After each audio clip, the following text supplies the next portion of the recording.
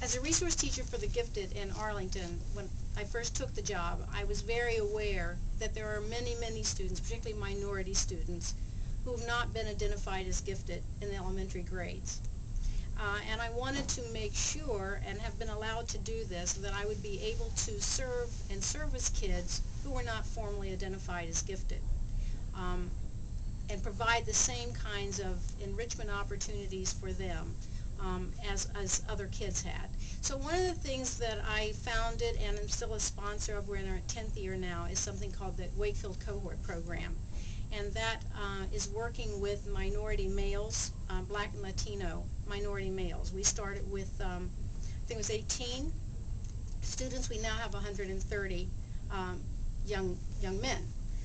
We take them on college trips. We meet with them weekly during each by grade level, 9, 10, 11, 12. And now we have students who graduated from college. And the whole point is to get them to take advanced placement courses so that they can get into colleges and be prepared to go to college.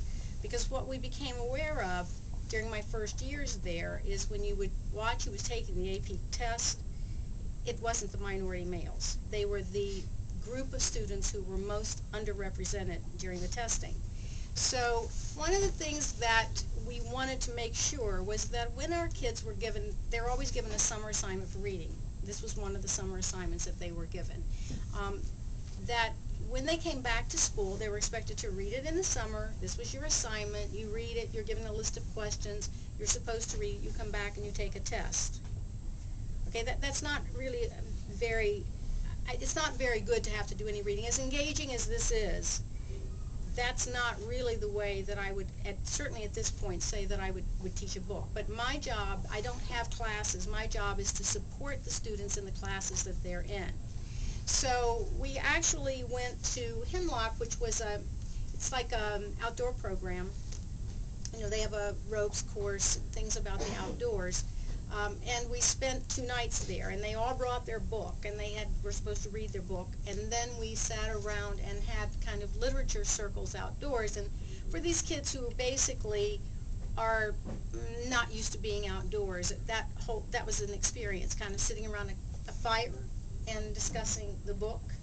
And that it was really, we also gave them a copy. We got someone to donate money in the community so each student can have their own book, because that was the other thing. You could go to the library and you could check out a book, but you can't write in the book, you can't take notes in the book if you've done that. And so that was the first part of kind of trying to figure out how to better get kids engaged in reading. And I'd say I've come a far way with this. So why do I do what I do? Is I work within the 9th grade classes, and one of the things that I have learned is the less I say, the better. That my job takes a lot of preparation to prepare lessons for kids to connect and interact. I am not the person who should be deciding and telling kids what themes are in the book or what they ought to be thinking. Instead, what I want them to do is to connect with each other, and usually I give them, brief periods of times, like if you're reading 5 pages and then we're going to stop, and for 10 minutes you're going to be in a group with these 3 people today. It may be, it shifts, it's a lot of moving around in the class, and there would be different things that you would be discussing. And some of this comes strictly from College Board, from pre-AP kinds of work that they suggest. And some of that are lesson stems. How does blank relate to blank in your life?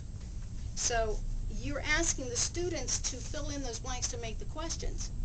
Not necessarily to answer them, but to make the questions, because the making the questions is the thinking and shows you the depth and intensity of the thinking that they're going through. And then the other thing, which I am just absolutely would not teach without doing, is having Socratic seminars. I don't take part in the Socratic seminars. I don't say anything in a Socratic seminar.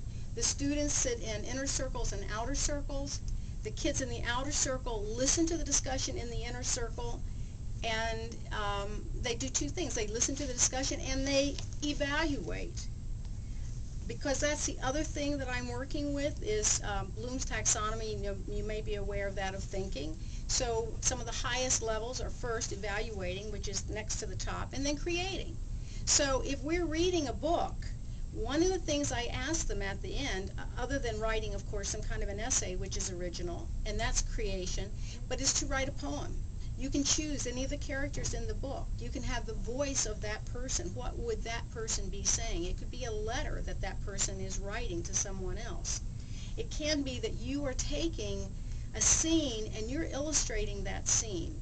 Those usually count as fairly significant points because it's not just what a student can read and answer a question back to me, but what meaning they've come up with from their perspective.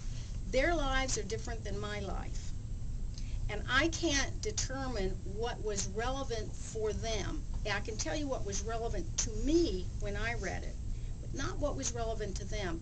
And so I try to get them to think through all of that and establish that relevance for themselves and to establish how it connects to them, to their families, and in a discussion with each other. I'm sitting to the side, I'm listening to it, but I really, really want them to control where it's going. And they learn early on that it's not an argument, it's not a debate, it's to help us understand what we're reading even better